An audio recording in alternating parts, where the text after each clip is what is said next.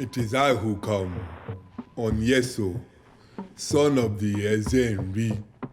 My father was king. I received the itchy marks before I got teeth. At 14 weeks, the son of the king has teeth. But if it happens that he did not receive the itchy before his teeth came out, it is forbidden. They throw him away. All the towns made noise. The son of the king went to town and said, "Don't do wrong. Don't start war.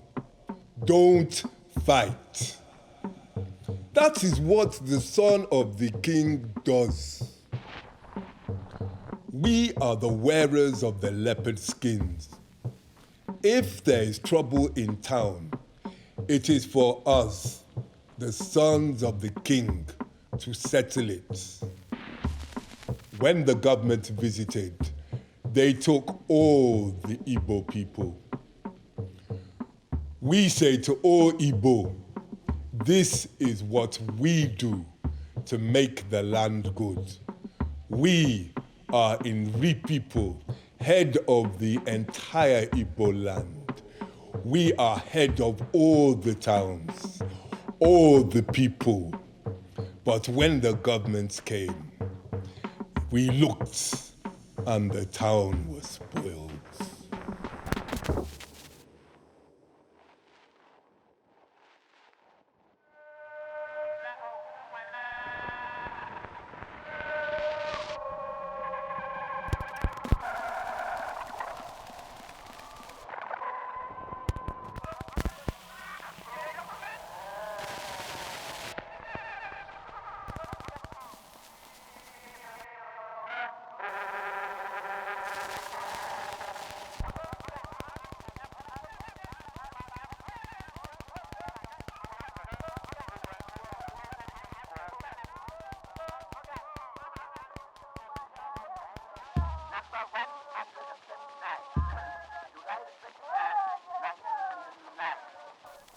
Kiki, have you seen him? The Oibo? His skin is all milky. Who is he? What does he want? Perhaps he drinks a lot of milk. He has no lips and he talks through his nose. Mama says that's how spirits talk. He talks to a man from Edo. Did you see his hat? Is he a missionary? Papa says he's from the government. He came with a lot of boxes. What's in them? He hides behind a box with legs that has got an eye. The elders say we must do as we are told. Stand still for him. Tell him our names. Obele says, run away if he comes. But if he catches you, don't look at the eye in the box. He's stealing our faces. He's stealing our souls. Musi sang a song for him. The Oibo took her voice in another box with a wide mouth. Obele says he heard her sing again at night, but her voice, it was quiet and strange. It came from that box with the mouth. He measured Uncle's head. I saw him do it. He wrote spells in a book. The man from Edo joked with Uncle. They laughed. But Uncle, he gave them the wrong name. I heard him. Ogbuo the blacksmith sold Oibo some knives. He told father he charged him double, but the white man thought he was getting a bargain. He's stupid, this Oibo. Perhaps he's very clever, but don't trust him, yeah? He's a trickster, like Egui the tortoise. Come on, let's go. Forget him. Let's go play.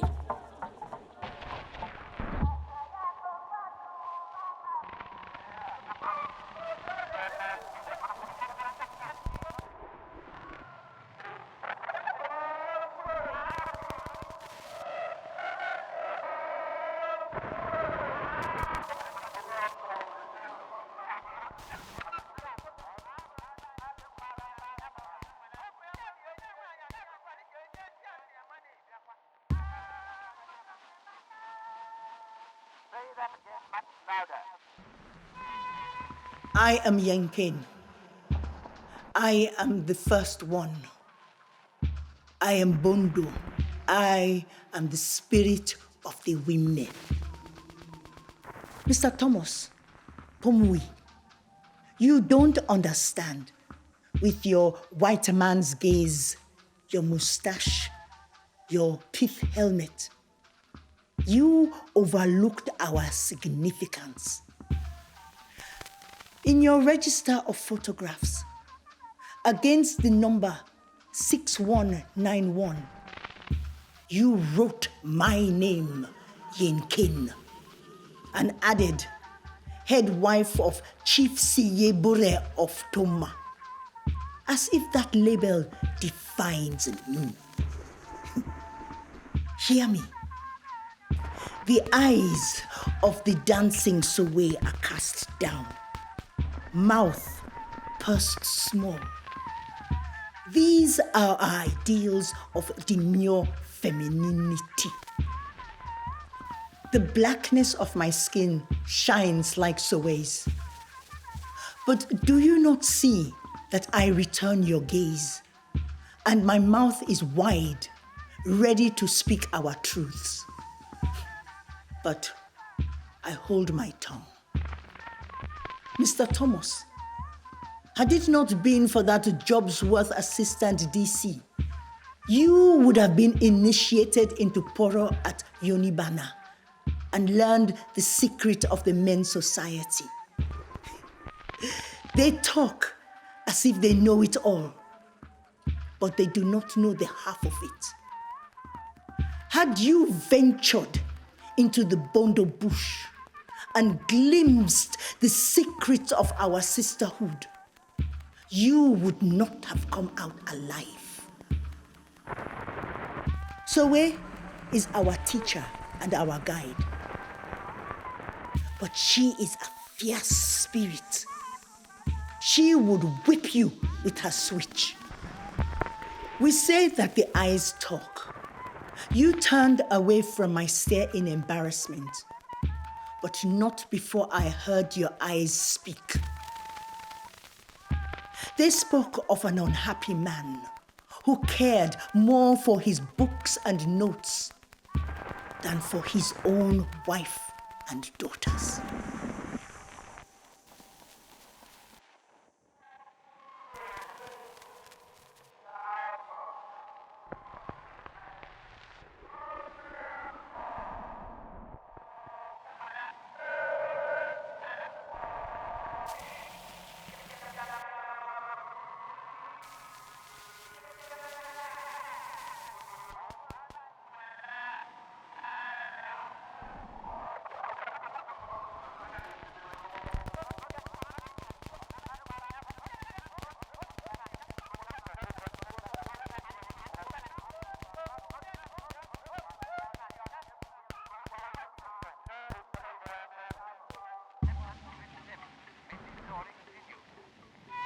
It is I, Ngene, keeper of the land. I breathe again. For over 100 years, I have been shut away in a wooden crate. You may as well call it a coffin. I have been buried in the museum store. They think I am dead. Wood, a lifeless object, a sculpture, a piece of tribal art. Little do they know, I am an Alusi, a spirit, one of the family of spirits under our supreme god, Chukwu. In the Anambra Valley, in what you call Nigeria, a palace was my home. Each year, before the festival called in my honor, the women would paint the walls of my compound in red and yellow ochre, as they would paint their bodies with uli.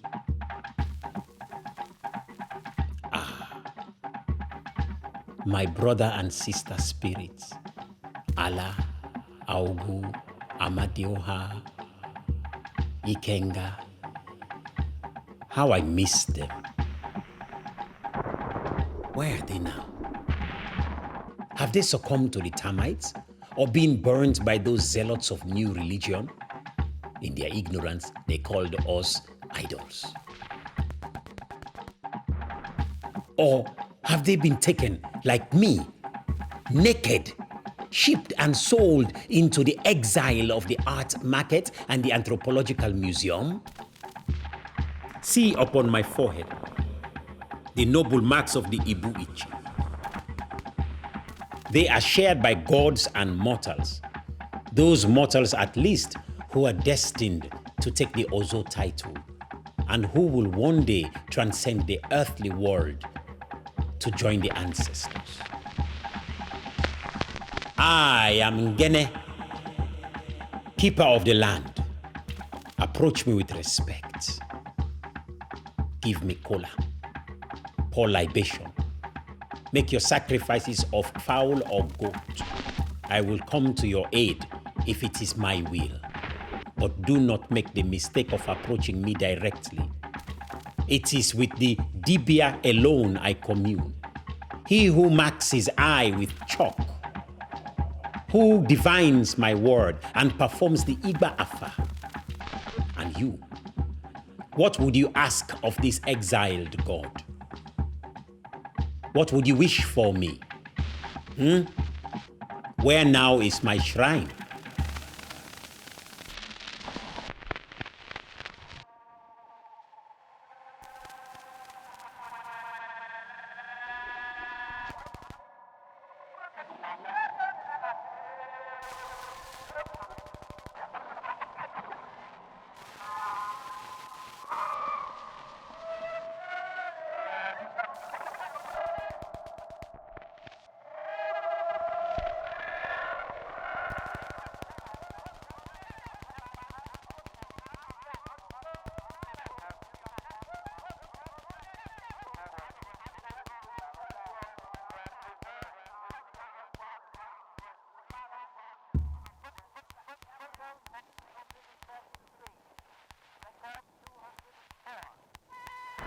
My name is John Osakbo. I have a Christian name. I was the first in my family to be baptized. My father said it will help me get on in the world. But at home, we still practice our traditional religion. I wear the white man's trousers and a white man's shirt. Mr. Northcote gave them to me, but still I go barefoot. While my feet are planted on African soil, my head is turning to the white man's world. I have traveled with Mr. Northcote for over a year. I am the most capable boy he has ever seen. I heard him say so himself. I am assistant to the government anthropologist. Corporal Nimahan, the interpreter, he said I was just a servant boy. I never liked Corporal Nimahan. He was jealous. I am young and I can't read or write, but it is I who Mr. Northcote chose to help him with his important work. It is I who carry his camera, the Adams & Co. Videx, and I who winds the Edison phonograph. It is I who hold the number plate and the umbrella to shade the sitters for Mr. Northcote while he takes their pictures. It is I who put up his tent and make his bed and wash his clothes and clear away the breakfast things. Mr. Northcote even recorded me playing my flute. Corporal Nimahan said I was like his pet monkey, but it's not so. When Mr. Northcote leaves to go back to England, he will arrange for me to be paid £1 every month and receive formal instruction in photography. Maybe he will leave me his Videx. Maybe I will set up a photographic studio in Benin City or in Lagos and take pictures of kings and chiefs and other important people like Mr. Northcote. Corporal Nimahan said I shouldn't trust the white man's promises. He told me to remember who I am. Listen to the ground, he said, and hear the footsteps of your ancestors.